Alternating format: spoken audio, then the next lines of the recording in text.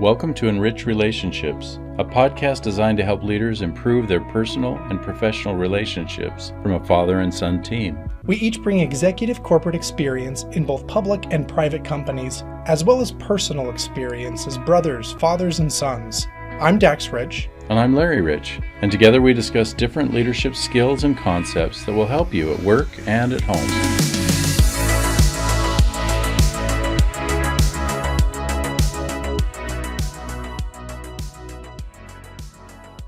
Welcome to the second part of our Q&A on difficult discussions.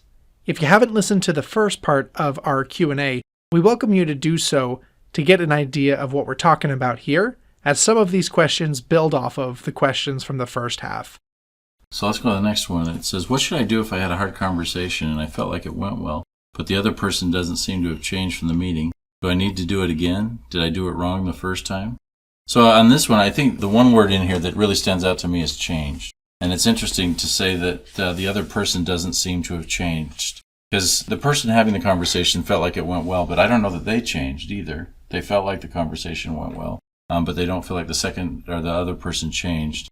And I guess part of that is, does the person need to change? Is it a conversation where an understanding needs to change, or does the person themselves need to change? On a personal level, I think sometimes there's things about a person that we'd like to have them change, but it's more based on understanding. So if they haven't changed, they probably don't understand. And I think on a personal level, again, framed with our relationship, how important is that behavior, that understanding changes? Is it something that makes our life more comfortable? Maybe yes or no for them? If so, how big of a deal is it? And I think those are the kinds of things, especially in our personal life, where it's important to evaluate with the person. And maybe framing that with more of a, this is something that I feel this way about. Tell me how you feel about it. Because maybe that's the way they were raised. I know early on in our marriage, there were several things. Our backgrounds are very different. We came from different sides of the country. And so there were things that we've had very different feelings about. But, as we talked more and more, we started to understand. I realized there were many things, even in relationships with other people, that I had a whole new perspective from my wife. And so there was not a reason to change. Yeah, and I'll add a professional point to that. Especially from corporate America. That's a lot of my experiences with corporate America. As a manager, you go into a conversation for a lot of different reasons. Typically, it's for some sort of infraction against company policy. I think one of the most common ones I would have is attendance issues. And I definitely see this point happen a lot. And again, the question here is, what should I do if I had a hard conversation? I felt like it went well, but the other person doesn't seem to have changed. It's easy in corporate America as a manager to say, okay, here's company policy. That's black and white. It just is what it is. I need to defend that as much as possible. And automatically you become closed-minded because you say, if that's what the policy is, there's no deviations. There's no room for negotiation. I'm just going to say it like it is. And what I think the problem there is in saying, I'm not going to listen. You talk about, at the beginning of your answer, you talked about change on both ends.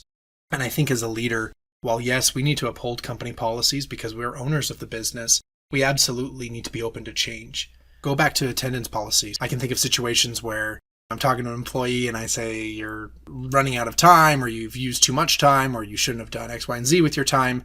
And the employee that I can think back to once said to me, well, let me explain myself a little bit. Let me explain why this is going on. And I'd really like to see if there's a way we can work around this personal issue in the family. To me, my family comes first. And if there's a way that we can work around it with the company policy, that'll just make my job satisfaction and life satisfaction much better. And if not, then we're probably going to have to part ways.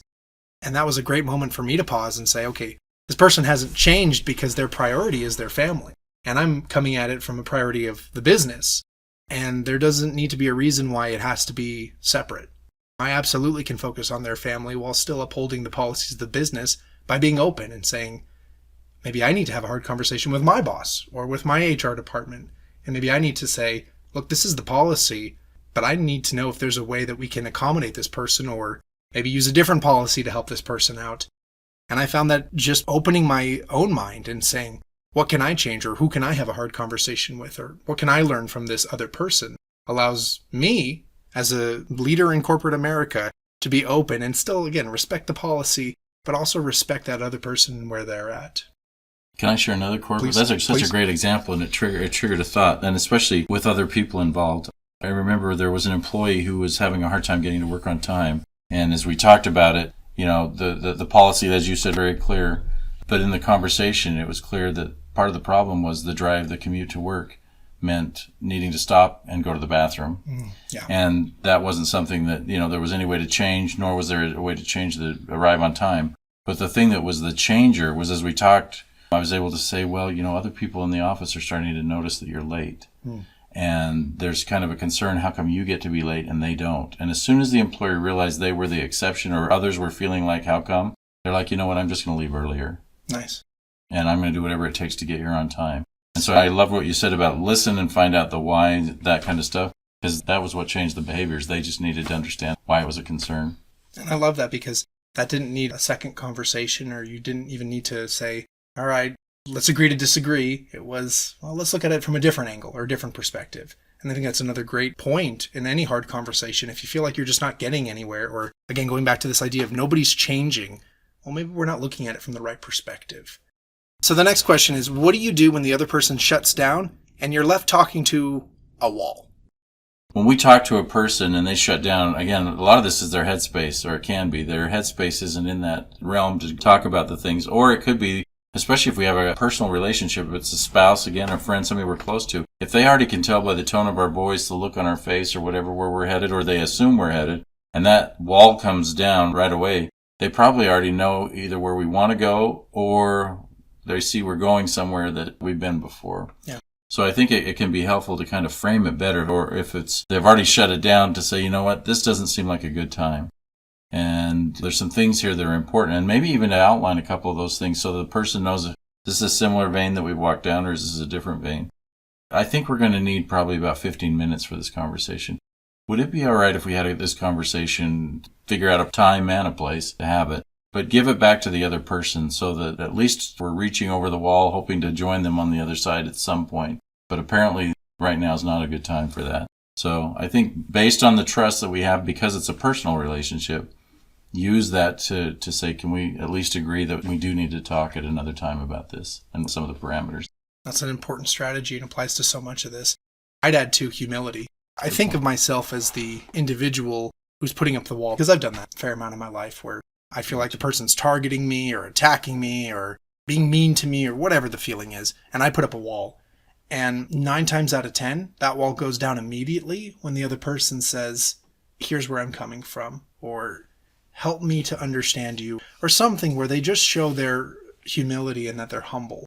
Because again, when I feel like I'm being attacked, it's because it feels like they're talking down to me. So when they level themselves out by bringing themselves down a little bit, acting a little more humble, and I use that word carefully because I don't mean to self-deprecate. I think that sometimes we confuse humility with self-deprecation.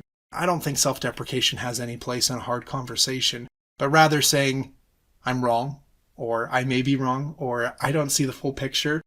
That's those terms that bring in humility and saying, look, really, I feel this is an important conversation, but I don't feel like I have the full picture and I need your help. I think that's another piece that shows humility, is showing the need for the other person. So as a speaker, when we can say or show why we feel the conversation is important and that we need that other person's help, that helps bring down a wall too, because again, it brings it to a level playing field as opposed to one feeling superior to the other. Even if, again, you're not walking into that conversation feeling superior, if that other person shuts down, good chance they're looking at you as an attacker or making yourself out to be the superior, talking down to them. So having that level playing field, I think, is another really great way to answer this question and to not talk to a wall. Well, anytime we bring somebody into our office, it's just like elementary school or junior high when we were going to the principal's office. Right away, even the teachers got defensive or felt like I'm being blocked in or whatever. So many times if it's, you know what, can we talk? Would it be all right if we talk in your office? Or if, some professional organizations have cubicles where it's very hard to have any kind of privacy, maybe in the conference room or somewhere where we can have some privacy, but it's away from the principal's office, if you will. It seems like that can de-escalate a lot of things right off the bat and bring down those walls that you talked about and hopefully facilitate a conversation. All right, so how do I know when it's the right time to have a hard conversation? It's a little easier for me professionally to know when it's the right time to have a hard conversation because you see ripple effects, very obvious ripple effects. When metrics go down, when performance decreases, when output decreases, or when morale decreases. I think those are pretty obvious signs, and the audience may not always be intuitive. For example, if you see team performance drop, you immediately think, okay, well, that's a team conversation. It could be, and maybe that's a good way to start, share it with the team. But then identifying who is it that really is contributing to perhaps a drop in our performance or our production, that's another important piece. Because having a hard conversation with an entire group has never, ever been effective in my experience. But finding out who needs to have that conversation, that makes it so much more effective. And then with those who are perhaps carrying the weight or lifting where other people are dropping, identifying those people and celebrating them, that's such a great way to continue momentum and productivity. But likewise, morale, that's one of those less obvious ones. You don't really have a metric that shows morale. You do have employee satisfaction scores, and that definitely contributes. But you can get a sense if your team chat room or at the team hub, people are just not interacting as much, or maybe there's a little bit of backbiting, gossip going on. You know that there's a need for some sort of hard conversation where you can sit down with one or two individuals separately and have that hard conversation to help them and to lift them, change their perspective, or get on the same page as them. I think that's where it becomes a little more obvious once you start to see any sort of dip. I think another thing to add to that, I remember a really great mentor of mine was looking at my team's performance, and at the time, we were the number one team for customer satisfaction in the company. We were doing very well. But one month, our metrics went down just a hair. Not much, but just a hair. And we were still number one. So really, there wasn't too much cause for concern. But that great mentor said to me, why did it dip? And I had lots of excuses. Maybe there was a change in company policy, or customers were just getting angry because we're getting closer to the holiday season, or whatever. And he said, I encourage you to look at each member on your team and see, how are they doing in their work? Are they feeling excited? Are they feeling as engaged as they used to? And if they're not, this is the perfect time to have that hard conversation before it spirals into a bigger issue. And I love that he helped me to identify that hard conversations are not reserved for when things are on fire. Hard conversations are most effective before the fire, right when there's a little spark.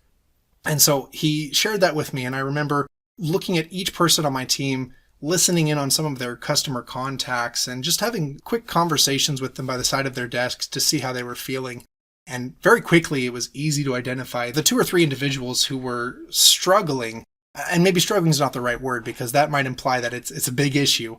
They were just having off days. They weren't feeling as enthralled or as excited about their work. And that was a perfect time to say, you know what, can we go into a conference room for 10 minutes? I really would like to talk to you. And it wasn't you're bad or you're failing at your job or anything like that. But it was, I can tell there's a difference. I can tell because X, Y, and Z, and I really want to help you to stay successful, stay consistent, stay happy. Help me understand. And that right there is a hard conversation. But again, because we caught it early, because it was you're not failing, I want to help you to not feel like it snowballs into failure or snowballs into something worse. I just want to help you. It made those conversations much easier and much more effective, where afterwards they left feeling, okay, I know I'm cared for. I know that my manager's on my side, and their performance went right back up. That's so helpful. That's very good. Yeah, it's funny that these hard conversations, and you said this so well, maybe sometimes they're just different conversations. That what makes them hard is we keep having them over and over and over again. Yeah. You talked about humility, and I thought that was such a great point too. I think part of the humility can be just realizing, we need to have a different conversation. Maybe that's another way with the hard conversation is to have the different conversation, to have it with the one. And as you said, and I love this, to be able to have it on a different topic. Maybe it's more just how are you doing? Maybe it's as a leader, as a dad, even in our family. Sometimes it's that how are you doing and just getting a perspective on that rather than to constantly, well, what about this or what about that? The same old things, because life changes day by day. And so those more difficult conversations are probably facilitated a lot by having some different conversations based on that individual. So I loved what you said. And I like that you're talking about that from a dad perspective of just those check-ins. Professionally, I hear this a lot. I do leadership development in my job, and we always talk about small, consistent conversations. And that's just checking in with your team. How you doing? How are things going at home, with work? All of those pulse check type conversations. And like you said, that works perfectly as a parent to have those pulse check conversations of how's school going? How's your relationships? How are things working out there? You talked about different conversations. So having these different conversations, or perhaps just these deeper conversations, build that trust so that in the future, when we have to have a hard conversation, then you already have that trust built and you're ready to go. I'm going to go to the last question, if that's all right. Yeah. It says, how can I express my concerns to someone who doesn't want to hold themselves accountable? So I can think of a personal situation where there was somebody, I knew of some job openings. This person was looking for a job, and I shared with them those opportunities, and they didn't seem like they really wanted to go down that path. After sharing several of those opportunities, at first I thought, is this person just not really motivated to progress, to do whatever?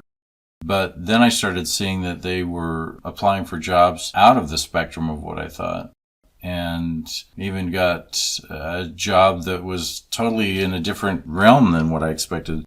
I started to understand more that a lot of this is motivation too, that my motivation is different than other people's motivation. That can be good or bad, I guess, but ultimately I think it's more the realization that that's the case. The motivation can be different.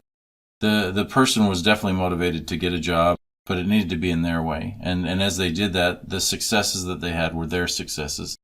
And I started to realize that possibly had I helped them too much in a certain direction, they might have attributed their success not fully to themselves. And they had earned that. So I think that's important to recognize that sometimes people hold themselves accountable by being the ones who are the decision makers or feel that they've made that decision. Even though we may encourage or push a little bit, ultimately they need to be able to do that and hold themselves accountable. Yeah. I'll add to that and say you had shared in one of the previous stories about the individual that you were providing feedback for. She did not give a great presentation. You gave her some feedback. She didn't improve, and it led to her termination. That's a great example here of somebody who doesn't want to hold themselves accountable. And I think that it's important too that we recognize that there are times where people are just not going to be in a good headspace, whether that's today or tomorrow or next week, for whatever reason.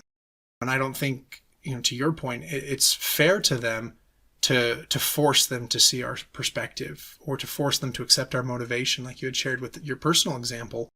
It's so important if we're going to enrich a relationship that we have a level of respect for that other person as well. And so being able to say, I respect where this person is at. I respect that they're not in a position to hear this, or that they don't want to hear this for whatever reason. And the best thing I think we can do for folks like that, whether it is professionally or personally, is to say what needs to be said, be as candid as possible, lay the cards on the table and say, look, here is the reason I want to share this with you, but I'm going to share it with you. And then share it with them. And if they just say, I'm not going to listen to that, or I'm not going to accept that, ultimately that's their decision. And we need to respect that as well. And I don't think there's anything wrong with then checking in the future. In fact, I think that shows that we care about them and that we're not just saying it for the sake of saying it.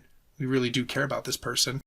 When we check in a few weeks, a month, 2 months later, and we say, hey, have you had any chance to think about what I've shared with you? And if they're still saying, no, I'm not going to accept what you've said, that's fine as well. If we can respect them and say, I see where you're at, I care about you, I want you to be successful, and I want you to hear this, giving them that one time, I think is the most that we can do to enrich that relationship while still respecting their individuality. I was just thinking as you were saying that sometimes maybe it's helpful not to say I'm coming at this as your manager and I expect, but as one who's responsible to lead a team, or as your dad, I just feel like I need to say this to you. I'm doing this because I care about you and I want to help you, but I would have the same conversation with your siblings. I'd have the same conversation with somebody else on the team. And it's because that's my role, but I also want to build you in my role. And so that's why I want to have this conversation. I think sometimes it helps for other people to understand our headspace before we try and bring them into it, or assume that he's my dad, so of course he's going to say that, or he's my manager, of course they're going to say that. It's like, no, I'm doing it because I care about you. And I would have the same conversation with anybody on this team or in our family. And you said probably the most powerful phrase, that I know we've repeated a few times, but I encourage listeners to use this phrase if you haven't already. And it's, I care about you. We might think, oh, they know I care about them. Have we said it? Have we said those exact words? Whether it's professionally, whether it's personally, there's no distinction there. It's impossible to enrich a relationship if the other person doesn't know that you care about them. We have discussed 10 different questions pertaining to difficult discussions in these past 2 podcast episodes. We invite you to send us more questions about any topic relating to relationships at work or at home, so that we can share our answers and perspectives with you. We also have shared a lot of strategies and actions you can implement in your own life. Please consider at least one thing you can do over the next 2 weeks to enrich your relationships through a difficult discussion. At the very least, we encourage you to use that phrase, I care about you, in your daily dialogue with peers, friends, and family. What a great way to build trust so that when we do step into a difficult discussion, we can use that strong foundation of respect to move towards a shared and reasonable outcome together. Thank you for tuning into today's episode, and be sure to check out our other episodes where we explore additional ways to enrich your relationships at work and with your family.